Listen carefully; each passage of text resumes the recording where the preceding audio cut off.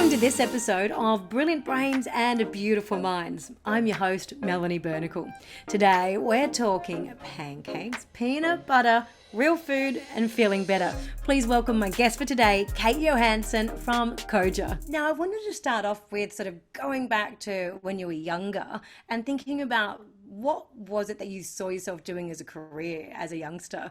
I think probably like most young kids, I wanted to be a vet. I loved animals. I loved my pet dog, and that was always Oh, the dream. Diverged away from that pretty quickly. yeah, yeah, many years of study. Um, yeah, so what was it? So, when you first started off, doing your amazing breakfast toppers and things, what were you doing? Like, obviously, because that you were sort of doing that on the side. And then, so what were you doing, as a role for a job prior to that? I was working with a startup, so I didn't have any equity. I didn't own the startup, but I was engaged to start the business from scratch. And it was a pretty exciting opportunity. It was through the Carlton Football Club. They wanted to create their own range of nutrition supplements for their players and for other elite athletes. Um, Amazing. yeah, so I mean, I had a great opportunity there to learn how to launch a brand, find manufacturers, source ingredients, work with the TGA and the Food Standards Australia, the regulatory bodies for supplements and for the food industry. And also everything else that's involved with a startup, all the Yeah. budgeting and marketing, financials, margins, everything. So fantastic experience, but I quickly realized that my heart wasn't in supplements. I'm very much a real food advocate. Yep. And yeah, couldn't continue to promote products that I didn't believe in with all the synthetic and artificial and just Yep. strange, awful additives and preservatives that were in supplements. Through that process, is that where you kind of looked at, well, hang on a second, what can I do differently that I believe in? Is that how your Koja brand started? Yeah, definitely. I think, and this would be my advice for anyone wanting to start a business, you have to know why you're different, and there has to be a gap. If you're just doing what somebody else is already doing and maybe you're doing it a little bit better or slightly different, I don't think, I mean, business is hard enough without Yep. having your own point of difference. So it's something that I've really always focused on is being different.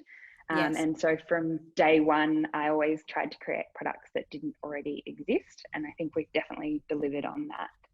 Amazing. Now, going back just a quick little thing, you said, understanding why you're doing it as well. So, and this is one thing people talk to me a lot about, and it's purpose. So, Yeah. what's your why Koja? Like, what's in there for you? I mean, there's so much. Like, I think I'm so passionate about this business. I think essentially it comes down to nutrition education. I think that all of us should know more about what we're eating and what our bodies need and what certain foods do and how they're digested and what nutrients and vitamins and minerals are associated with what function in the body, and without encouraging everyone to go off and study nutrition for years or months or anything like that. I'm very much about keeping it real, but I do think that my why is that we should understand those basics so that when we wake up feeling slightly tired, or at the end of the day we might feel bloated, or the myriad of conditions that we might have with our health, there is some basic understanding as to why that might be happening and how we can change the way we eat in order to Mm, alleviate perhaps like the bloating as one example, or yeah. um, fatigue and things like that. Do you find it strange that we eat probably at least 3 times a day, and most people, and including myself up until however many years ago, you don't actually really consider everything that's in the product. You don't actually consider what you're putting into your body, that has to have so many different reactions within your body to actually give you the right fuel and to make you feel good and to make your body function. Like, does that just blow your mind that most people don't know what's in their food? It doesn't really blow my mind because I think I understand. Like Yeah. we, a lot of us eat for pleasure and for hunger, and Yep. so sometimes you just don't have time to sit down and really think about, what nutrients you might need in that moment. Like there are so many other things in life to think about and to worry about without Yeah. needing to add additional stress. But Yeah. I think it becomes relevant when we have a problem with our health. And that's sort of where where I started to learn more about nutrition. And my problem was that I moved to London when I was 18 and worked in a pub and pretty quickly put on about 15 kilos in a year. I think we all go through those, everyone goes through one of those moments. You're like, where'd you Yeah. go? I put my jeans on one day and like bent over and I can't actually believe I'm telling you this, but it happened. Thank God it was before Facebook days and there are no photos online, so you can't find them. But I moved back to Australia after living overseas for 18 months and had all this excess weight, which was never something that I'd had like throughout my teenage years. I was always very fit and healthy, and then thought to myself, okay, like I'm back in Australia, I definitely want to get back to a normal weight. And that was when I went, okay, so what is food and what is it doing? And, Yep. why do I feel rubbish when I'm eating all of these diet foods and meal replacement shakes and all the stuff that the, advertising tells you to be eating? If you're Hmm. overweight and you listen to advertising, we should be having meal replacement shakes. We should be having, chocolate flavored bars with only 2 points. And we should be having diets, artificially sweetened products instead of real food. And I Yeah. just felt like rubbish. I had no energy all the time. I wasn't losing weight. And, that for me was just an awful year or two trying to get back to a healthy weight. And what Yeah. finally worked for me was cutting out all the processed rubbish and just eating whole foods, real food, and vegetables. Because I have a few food intolerances and a fair few allergies, and I put myself in the special needs bracket. Um, and what I noticed years ago when I went, right, I'm going to really help my gut and go completely gluten free. What I didn't know, and I blew out like a balloon. And I was like, what happened? Like, I'm doing everything I should be getting better, but all of these processed gluten free products that were meant to be helping me were all high GI and full of sugar. And Mm, sugar and I have never been friends. And then you're thinking you're doing the right thing. And I really thought, okay, I'm buying all these gluten free foods. My life should be better. I'm paying a fortune for them. And I felt mm. worse.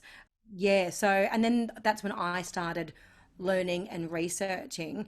And then, like what you said, the amount of sugar in the products that you're just not aware of blew my Yeah. mind. Yeah, I think processed foods is the real trap there, and I think a lot of people think, oh, okay, I'm going to make a good move for my health and cut out gluten, but then you end up consuming more processed foods.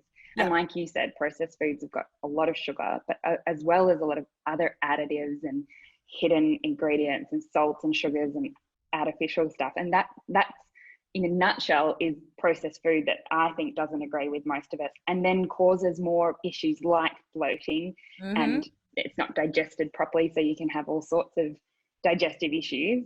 Yes. And we think that's coming from gluten, but I mean, obviously for some people they are celiac, but for a Yes. lot of us, when we cut out processed foods, we feel better. Oh, I 100% agree. I think health is different for everybody, but I think one thing that does agree with most people is real food. And it's, that's our essence at Koja. We're all about, I mean, our tagline is real food, feel better. And that's kind of exactly what we've started talking about, which is that when you Yeah. eat real food, you feel better. And it's so true. And it takes a while. Like I noticed when I did have the sugar in my system for me to get that out, I was a bit of a nerve nut, but I always felt hungry when I was eating all the sugar. I never felt satisfied.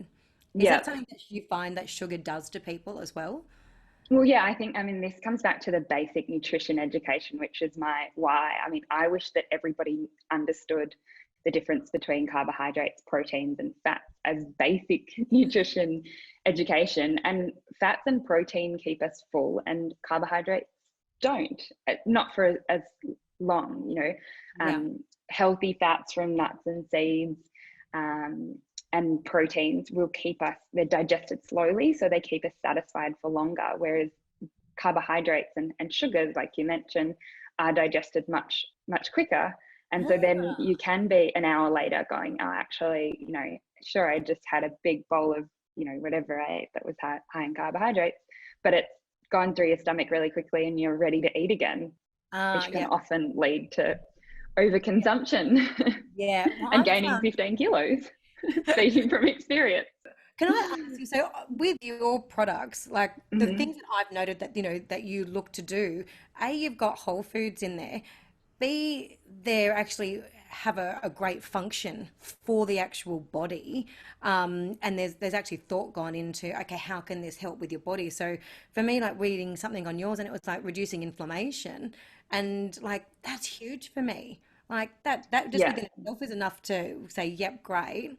And then the low sugar, and then yeah, I just find like it's such a great thing, and what you're doing is just really honest. But how would someone know if they're walking down the supermarket aisle to look at your product and know it's honest, and then look at Yeah.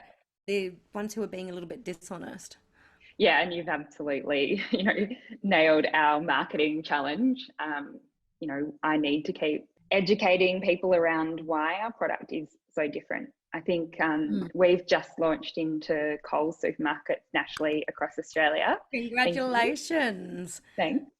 But it is one of the challenges. Like we've previously been stocked in independent health food stores and online, where we do have an opportunity to educate people, and you know, Yes. people are much more willing to pick up a bar and have a look at the ingredients, and they can see for themselves that there's hardly any sugar and that there's no processed ingredients and no Yep. additives and all of the good stuff. But I think now that we're in Coles, we have that challenge of people are spending less time in the supermarket.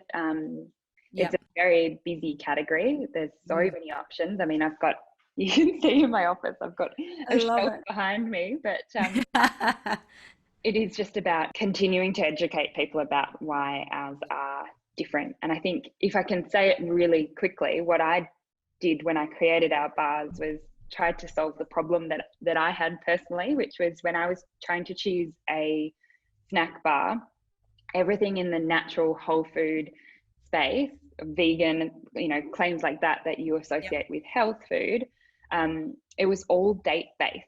So it meant that they tasted very sweet, and there's a lot of delicious products in that date based section and natural health section, but everything was so full of sugar. But then you look at the other side of the category and it's all the you know, high protein, low sugar, but it's all full of like really awful ingredients and like ingredient lists as long as, you know, taking up half the packet or more, whey protein and soy protein isolate, and really highly refined sources of protein, full of Yep. artificial sweeteners and emulsifiers and additives and preservatives and just everything. And that doesn't agree with me at all. Like No. physically, that stuff goes straight through me. So Yeah. there was no healthy snack. I was like, okay, I'm sick of eating a banana and a handful of almonds, you know, for a Yeah. snack. There must be something better out there. And there really wasn't. So we created a low sugar, high protein, high in healthy fats, satiating, healthy whole food bar I love that it. is damn delicious too. Yeah, and then I love, so you've got three within your bar range now as well, three Yep. different flavors. Now, yeah, I like that as well because I got told a couple of years ago I can't eat peanut butter. I'm allergic to some nuts, but I'm not allergic to those. But my stomach doesn't agree with peanuts. Like what? Like I used Yeah. to eat peanut butter, but not crunchy peanut butter. Figure that out. Like You're a special case. oh yeah, yeah. But I love that you've got a chop chip crunch in there as well. Because again, like I think it's that mental thing when you think you're eating a little bit of chocolate, it Yeah, makes you feel definitely. like you're doing that. Our What? latest flavor is a dark chocolate peanut butter bar, and Oh, it does still have peanuts in it. I apologize, but oh, it is the perfect sweet treat without, like, it's got less than a teaspoon of sugar in it. It's got it like it's coming from a hint of coconut sugar. There's no date, so it's really fructose friendly for people that have intolerances with fructose. It's vegan, it's gluten free, it's all these delicious things. And it's yeah. only 150 calories, but it does still have What? peanuts. So, but what I can promise you is that you're not the only one that we have a lot of customers that have got specific dietary requirements, and we Yeah. meet a lot of them being, you know, vegan, dairy free, gluten Yes. free, none of the processed stuff, and fructose friendly as well. So we do have a lot of customers with special dietary needs, and one of the new products that we're working on at the moment is a peanut-free snack. So Ooh, even more exciting for me. yeah, watch this space. Yeah, exactly. And then you also do one thing that I was talking to a friend of mine yesterday about who I was interviewing today, and then they were on your website like, "Oh my God, they do healthy pancakes," and I'm like, "Uh-huh." I'm like, "When this is all over, you coming around for breakfast?" Yes, perfect. Yeah, the Yeah. pancakes, I think, like, I mean, I'm not gluten intolerant, but our pancakes are gluten free. And I I think love they're it. really the only, I was trying protein pancakes. I'm quite into fitness. And, you know, even a couple of years ago when we were developing the protein pancakes, I was big into F45 and Yep. tried a few different protein pancake recipes online and various other pre-made mixes. And they're all like, I found them just very like eggy and flat and Yeah. really not satisfying. And Yep. I was like, why is no one making a real fluffy pancake that, Yeah. for me, like I said, I'm not gluten intolerant, but these pancakes are gluten free and they're just so delicious and fluffy and satiating. They really keep you full for hours. Yeah, and they hit the spot too. It's nice. It feels like you've got a treat, but I've had so many gluten-free products over the years because I have tried to keep to it. I'm not perfect all the time. Every now and then I think I'm superwoman and I'll eat a few things and then, 3 days later, you're still going, why, why? Yeah. But to find, great gluten-free products that are exciting and taste good and that still have a nice texture to them, that's a huge accomplishment within itself because that's not necessarily the easiest thing to do. I think I sometimes hesitate to claim that our products are vegan because most of our customers aren't vegan. And Yep. I think, and I'm not vegan, but I think there is an association with sometimes vegan products can taste like processed vegan products can Yes. taste a little bit like cardboard. Yeah. um, but our products are vegan, but absolutely don't taste like cardboard. You know, there's still Yeah. that real rich, creamy texture. Our bars are, they've got a base of peanut butter, so they're often linked with the texture of cookie dough, which is, you know, absolute Yeah. opposite of cardboard. And you know what? I think when you're talking about education behind everything as well, I love that on your website, you do that as well. You're offering recipes, you're offering different ways to use your products and things. And I think we'll have all the links on our site ready to go as well. But I really like that you're not just throwing the product out there, you're also giving, great ideas on how to live healthier. And for anyone who doesn't know how to read a label, jump on the website because I did go through and I was like, oh, like, and as much as I read labels, I still learnt a lot. If you were to tell people there was one thing that they should really look for on a label, I know we've discussed sugar, but Yeah. if there was, something that they would look for on a label to ensure that they were getting the goodness in a product, what would you encourage them to look for? So I always look at ingredients, and Yep. the less the better. I think the even before you look at a label, the most important thing is to make sure that the majority of your food on a daily or a weekly basis is from foods that don't have a label. So things, whole foods, Yep. which is what we've been talking about. Lots of fruit and veg, I think, is really the key to good health. And Yep. then when you are looking at labels, less ingredients, the better. We have 10 ingredients in our bars, and even that I'd say is a lot. But if you're looking at the average product in the supermarket, there can be, especially in the bar category, there can be upwards of 30 ingredients. And it's just Wow. scary how small the text gets and how, you think about each one of those ingredients is in your body. It's a little bit terrifying. Mm. But just with the ingredients, even before you look at the nutritional analysis, just knowing what the ingredients are. So if, for our bars, it says like peanut butter and organic cacao butter. It's like, we know what those things are, but if it's hydrolyzed soy isolate, stabilizer 101, whatever, and you kind of just think, okay, well, I don't have that product in my pantry at home. Am I, is it Yeah. probably highly processed and made in the lab and going to cause digestive issues and inflammation and all the rest of it? Steer clear. Yes. Yeah, it just means it's processed. It's probably made in a lab and our bodies don't know what to do with it when it's digested. Yeah. So is that what causes inflammation? So when your body doesn't know what to do with something that's really foreign, that is a chemical based, then our bodies just go, oh, I don't know what to do. And is that part of what causes inflammation? Yeah, part of it. And there's lots of things that cause Yep. inflammation. The main culprit is excess sugar, Yep. um, but also stress. So stress can come from your lifestyle and the way that you think about things, but it can also come from toxins in the body. And toxins Yeah. can be things like alcohol, but it can also be things like all the additives and preservatives and strange ingredients that we eat in processed food. Your products are going to be, so they're available in Coles nationwide. And I think this is really exciting that we are getting foods that were sold only in health food stores. And Yeah. that was how people found out about them. And so I think now that they're going to be more accessible being in such a big supermarket, that I think it's great that people will have the opportunity to go and purchase the products there as well. That's the really exciting thing, that supermarket buyers don't usually make the first move. It is customers and consumers that make the first move, and small brands like us that are making a move in the space. And so I think the supermarket has definitely followed what consumers want, which is, at least they're not ignoring it, which is fantastic. But I think the most exciting thing is that um, consumers really do have that power to support brands that are doing what you want to see more of. And if it is Yeah.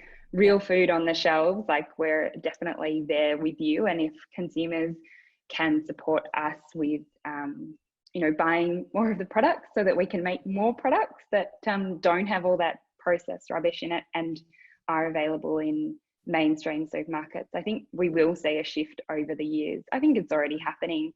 Can I ask you, Kate? And you've started off, selling your breakfast toppers at the markets, and then, you've moved into your health food stores and then you're online, and now you're moving into Coles. Like, is there a strategy that you put into place, either a sales strategy or marketing strategy that you could talk us through? Just be nice to get inside your head and see, Yeah. how you got from A to B, like within a strategy. Yeah, I mean, it's hard to put one strategy into words. I think there's been many over the years, and plenty that haven't gone according to plan. But Yeah. I think last year was a real turning point for us. Um, we launched our bars 2 years ago, and for the first year, I really didn't know how to talk about them, how to market them. Yeah. I was so, I think, so close to the brand, and I knew what was so good about the bars, and what I knew how great they tasted. But I also knew that, they were all good whole foods, and they were satiating, and like you have one and you're so full for hours. And I knew all of this, but what I forgot was that people that are new to our brand have no idea what I'm on about. And so what I did last year is, and there were a few really significant people that were able to help me through this journey. Um, but I got back to basics in terms of, okay, well, what is our brand? What are these products? What are the one or two things that people need to know? And that we came up with this claim, 75% less sugar. I Yep. think that's a really powerful statement, and that's on the so 75% less sugar than your average natural snack bar, and that's because we sit in a category where all of the natural snack bars are sweetened with dried fruit, which is usually dates, and so most of them are, sometimes like 20 grams of sugar, in a small snack size, and you're like, I don't know, some people say they eat half of a snack bar. I'm like, who are you? You put half back in the packet. No way. If Yeah. I buy a snack bar, I'm eating that whole thing. Yeah. And like I said, you get that buzz. So for us, getting that really clear and just coming back to basics of, okay, so what is the one main thing that people need to know about our bars? It's 75% less sugar. And then how do we implement that across almost everything that we do? So that involved, we had to rework our strategy across communications, socials, marketing, all of our presentations, how we talk to buyers, what the packaging looks like, the website, everything. We had to just go back to basics and review everything and go, okay, with this new strategy of 75% less sugar being the main claim, how do we communicate that? Because everyone is so busy and we need to be able to respect people's time. They're not, I mean, as a consumer myself, I go to a website and if you can't give me the information that I need in 2 or 3 clicks, like I'm out of there. Yep. But yeah, so we just wanted to catch people's attention and make it really easy for them to understand. If you're wanting to follow a low sugar diet, here we are. Was it daunting going into a big supermarket like Coles to pitch? By the time I was presenting to the supermarket for national ranging, we'd already been in a handful of stores on a trial, and we were, outselling our numbers like 3 or 4-fold on a weekly basis. So I think That's great. I was going in pretty confident, knowing Yep. that there really was a gap and that there were customers wanting a natural low sugar bar, and there were no natural low sugar bars. So Yeah. I think it's a good place to be for our products. You've got this great energy when you're talking about your product. I don't know. You can see it in you. It's like you get this smile, and I think that story and the journey of what you've been on, like that's part of your product, and I think it's beautiful. Yeah, I mentor a few other women in business, and I think that USP, your unique selling proposition, or whatever it is that makes you different, that is something I like go on and on and on about, because it's when you find a new customer, it's what they'll want to know about you, but then it's also what keeps a customer. And I think especially in FMCG, keeping customers is almost more important than getting new ones, because if you can get new customers all the time but they only buy your product once, you're going to have a pretty expensive marketing bill. But for us, I think what's been successful is that I've got customers that discovered our brand 5 years ago and still buy from our website every month, and they feel like family, even though I've never met them. But I the notification pops up on my phone. I'm like, Bill's ordered again. Fantastic. I love that. I love that, and I love that you're still really so hands-on and you see all of this, because I think then, you really are aware of what's going on in your business and who your consumer is. Yeah. I mean, there's good and bad parts to that. I think like Mondays are a really busy day for us, where we process most of our orders. So we get most of our independent wholesale orders, we get our big supermarket orders on Mondays, and we've always got the Friday night, Saturday and Sunday online orders to process. And one thing, I'm not perfect. One thing I'm trying to work on is getting away from that processing part of the business. Like people always say, you shouldn't work in your business, you should work on your business.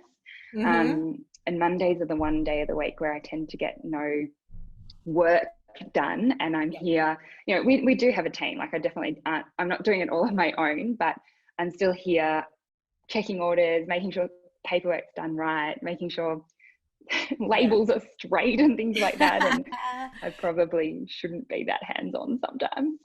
Yeah, it is true. Like working on the business and working in the business are two totally different things. And to be able to move forward, you have to take a step back and work on the business. But then I think, if it's one day a week where you're in the business, I think it does kind of keep you that hands-on as well. Yeah, I think, and it's just reality. Like for a small business, I mean, we're not where I'd say we're a big small business. We're getting there, but we haven't had investment. We're not, rolling in millions of dollars to hire staff and managers. It's reality is that it's still a small business, and I need to be working my butt off to make sure everything happens. Yeah. Talking about investment, you were on Shark Tank. It was 2015. Yeah. Yeah. So can you talk me through that process and what it was like for you to have people offering to invest in your business then?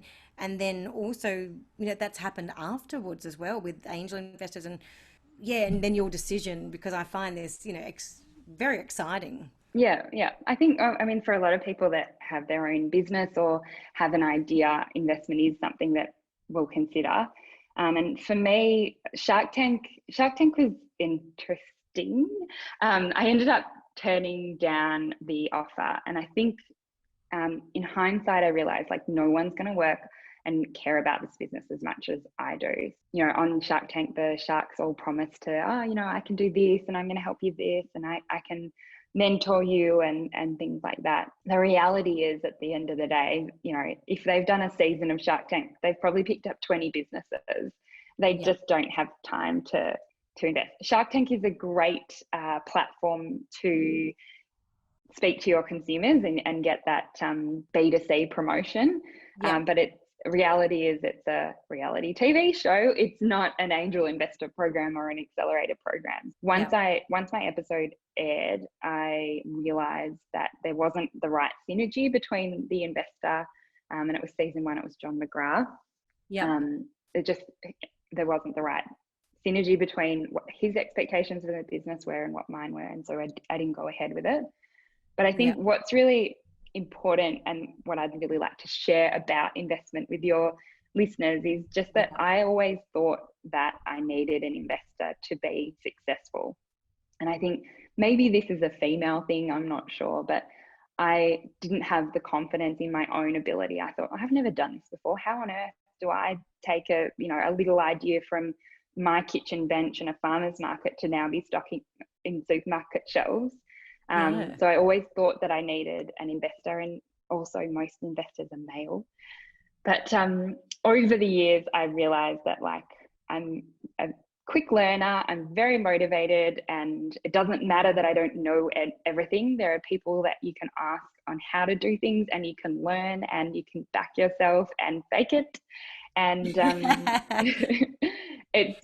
think it's really exciting to be here now where I haven't taken investment and I still own 100% of the business. And I'm pretty confident that we can continue to grow. You seem to really understand your own character strengths, and you've just gone, actually, you know what? When you've taken a step back and looked at you've got this, you're a fast learner, you can do this. But acknowledging all those things that you are doing and that you can do, and then you were able to sort of say, oh, okay, hang on a second. You know what? I'm going to be okay on my own. I think it's brave and it's exciting. Yeah, and it's taken 5 years. I think when I started this business, is a completely different person to who I am now. But I think that's the one thing that I'd really like people to, if they are at the beginning of their business journey and they're doubting themselves, especially women, because I think we do it more. I think men just don't think about it and go and do it anyway. But I think as women, and I mean, speaking for myself, I overthink everything. Not everything. I don't want to completely throw myself under the bus here, but it's something that I can do and have done in the past is, you think too much about what might go wrong, and instead focusing on what is going right is what's worked for me. And just trying to, just keep pushing forward. Can I ask, now that you know that you sometimes will really think about too much and maybe, everything and more, how do you now, knowing that, on this 5-year journey, that's been something that may have slowed a process down for you or held you back in one way until you figured it out, how do you catch yourself now? And what's that little bit of self-conversation like with yourself to go, rightio, come on, off we go? Yeah, I think there's 2 things that I do, and I probably make this mistake on a weekly or a monthly basis. So it's something I'm always practicing. But having a big picture goal is always really important. So instead of getting bogged down in the little day-to-day things, because some days, everything can go wrong, and it's just like blow after blow. You get a shitty email and a annoying phone call, and a delivery doesn't turn up, and it's just like, things go wrong. But if you always have that big picture plan, which is like, okay, in the next 3 months, this is what we're trying to achieve. If we're always moving towards that, even if you get a day or a week of hiccups, if you can come back to that bigger plan, that you're moving ahead. And that for me is something that eases the anxiety around all the little things that go wrong. If I can still go, no, look at where we were 3 months ago. This is where we're trying to get to now. And look at where we're going to get to in 3 months. So having that big picture. But also the other thing that I do regularly, which I catch myself on, is thinking that things are personal when, business is personal. It's all about building relationships and finding people that you can work with and trust and are on the same page as you. But also understanding that everyone is coming to life from their own point of view. And it's not always about me. I think sometimes I'll be like, oh, why didn't, that person stock my range or something? Oh, maybe he doesn't like me, or maybe she doesn't like me. And it's like, actually, Kate, get over yourself. It's got nothing to do with you. And if I spent too much time thinking about all of the, I work predominantly in sales. I'm, any business owner probably does, but Yep. especially in FMCG, you're selling your product all the time to different people and different buyers. And I think when it's your brand and your product and it's your baby, so to speak, this is what you've yeah, developed, you've created, it's yours. It's hard to release that personal aspect to it. It really is. But when you do, like you see the magic you that have happens, to. Yeah. you move forward quicker.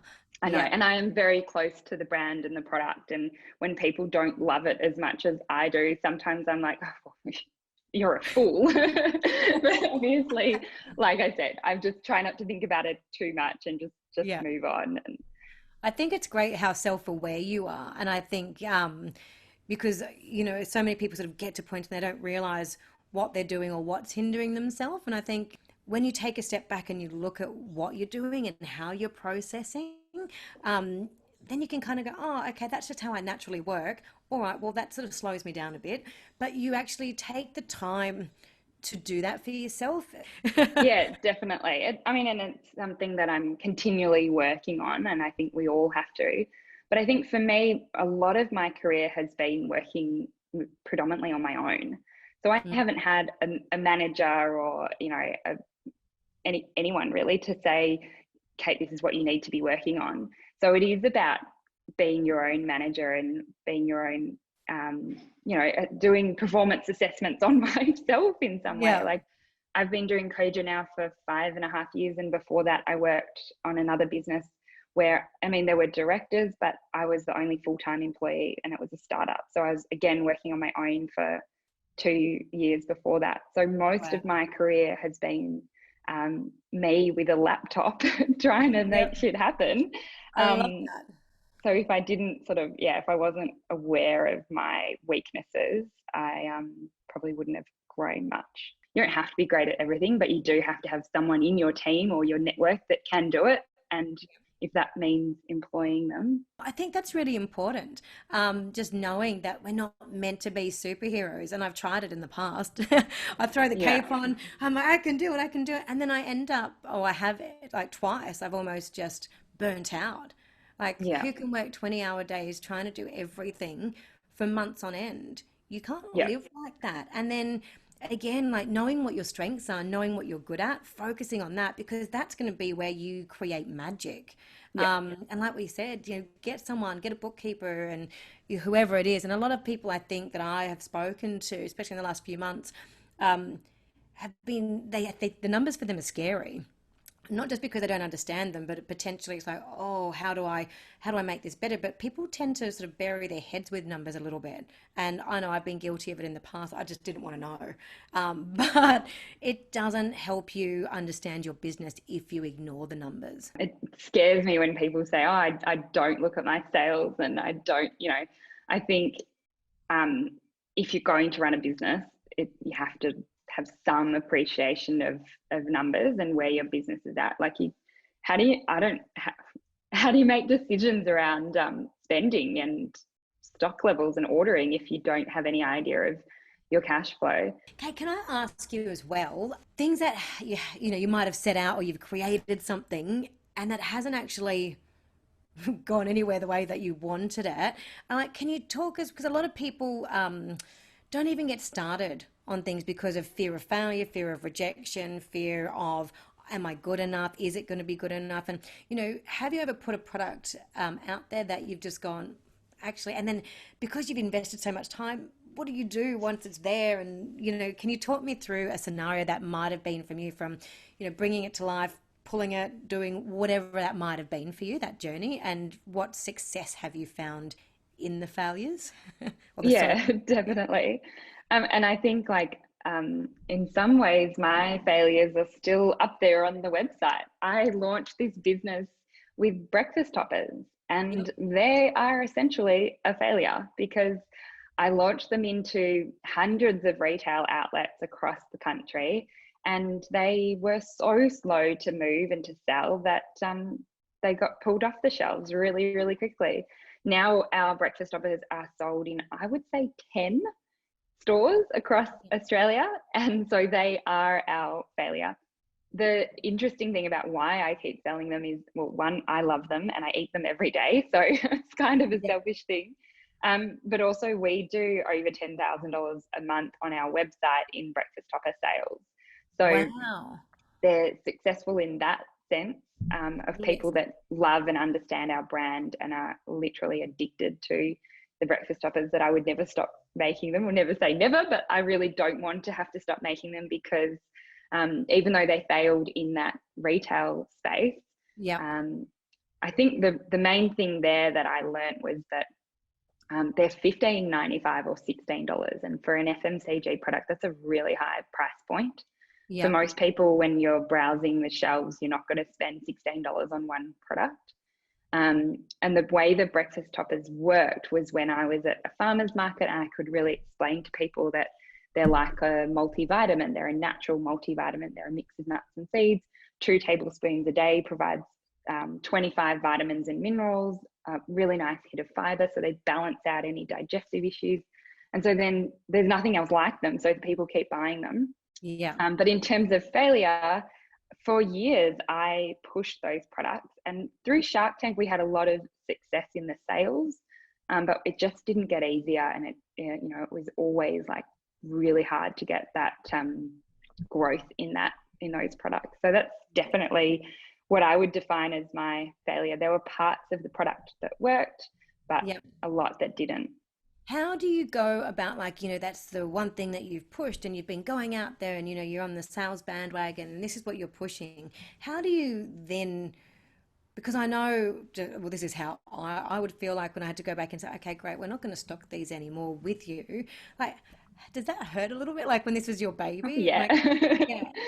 And I think at that time, I didn't have any other products. I didn't have the protein pancakes or the peanut butter bars. So at Mm. the time, I was going, okay, I've got this great brand and this great business, but I'm not growing. And I'm working so hard to try to grow the business on these 3 breakfast toppers, and it wasn't happening. So then you start going, okay, well, should I shut down the business? And that was something I definitely considered. Yeah. Or do I evolve? And I obviously evolved and got what worked. And this is all just through talking to customers, Yeah. and having a little bit of a gut feel myself, but understanding, okay, what is it that customers love about these products, but what is it that stops people from buying them regularly? Mm. How And do the you more I manage to learned, do your research? Like, how did you, with your customers, do you go back through their, email orders and things and then just reach out to them and just say, what is it? no, I mean, we do some online surveys, and that's a really good way to survey like a large number of people. Mm. Um, but I mean, we've especially 3 years ago when all of this was kind of happening, we're a very small business, and it's sort of me and maybe one part-time employee. So, and with a really limited budget, so it's not like we're running focus groups and getting the most up-to-date data about what are the market trends. A lot of it is gut feel. Like, I am a Koja customer myself, so some of it is just what I want to see on the shelves. Yep. But also we've done a lot of markets and face to face, and I think it's wonderful when we're at we've done the finders keepers markets and like big design markets where you have an opportunity to talk directly to your customers face to face. How long did it take you from concept to getting the peanut butter bars ready? Like, how long a process is that? That was a long time. All of the products before bars were dry blends. So I started in the early days with a commercial kitchen sort of certificate for my own apartment, and I was making the Wow. breakfast toppers for a few months, and then we got into a commercial kitchen and we had a contract manufacturer. But when we got to wanting to launch bars, we there's so much equipment required to make bars, and I wasn't in the position to launch my own manufacturing facility. So finding someone that would work with me was really challenging. And I Hmm. went to, handfuls and handfuls of manufacturers all around Melbourne, and they were all like, yeah, sure, like minimum runs are 100,000 units. And, I was looking at trying to do a minimum run of, 500 units. So I was well off. Wow. And Um, also because your products don't have the nasty crap in them, you probably Yeah. don't have like the same shelf life as some of those other Yeah, products. definitely not. No, like some products have got a 2-year shelf life. So in the Coles aisle where we're sitting now, like some of the products, a lot of them are actually made overseas in the US or in Asia, and then they have a 2-year shelf life. And we're putting product on the shelf that was made within a few weeks and will be sold within a few weeks. So when you're buying a Koja bar, it's got a 6 or a 9 month shelf life on it. Yep. So it's much shorter. And we don't use any preservatives or anything like that. It's just a shorter supply chain. Yep. So we're able to, Turn it you know, over. our bars are made in regional Victoria, and then they're delivered to the Coles DCs in Vic and New South Wales like a week after they've been made, and then the Coles team get them to stores. Yeah, because it blows your mind, like thinking a 2-year shelf life for something, Yeah, you it's know, just like, gross. well, if you think about what you were saying earlier in the interview, you know, think about what's in your cupboard. None of that Yeah, has 2 year, like anything that's a whole food doesn't have a 2-year shelf life on it. And so, yeah, yeah. you know, what are they putting in it? Oy, oy, oy, yeah. Yeah, that's enough on its own, isn't it? Yeah, I think there was an interesting statistic I heard recently that was there's a direct correlation between the shelf life of a product and the profitability of that range. Mm, So for when you think of like, I mean, the example is like a Mars bar. If they can increase the shelf life of that product, they're going to make more profit off that product. And so for wow. big corporate, you know, food manufacturers, they're always looking for the next chemical that Mm. means that they can have a longer shelf life. But I think when it comes to food, and particularly for us at Koja, it's not about trying to make more money. It's about trying to put out a better product. Wow. Yeah, I think that's, yeah, nice integrity. And I think that's something, Yeah. yeah, yeah. Well, it's something that, you know, you definitely makes people think before they're putting something into their body. Yeah. Yeah. I hope so. Awesome. Oh my God, there's been such a great, like, fun adventure that we've been on this journey today. I love it because we kind of really have Yeah. covered a lot, and I'm grateful for that. You know, you've been really honest, you know, with the ups and downs of business, and that's life, and it's also reality in business. So thank you for, you know, being amazing and sharing that with us. Thank you for the opportunity. Thanks for joining us for this episode of Brilliant Brains and Beautiful Minds. I'm Melanie Bernicle. See you next time.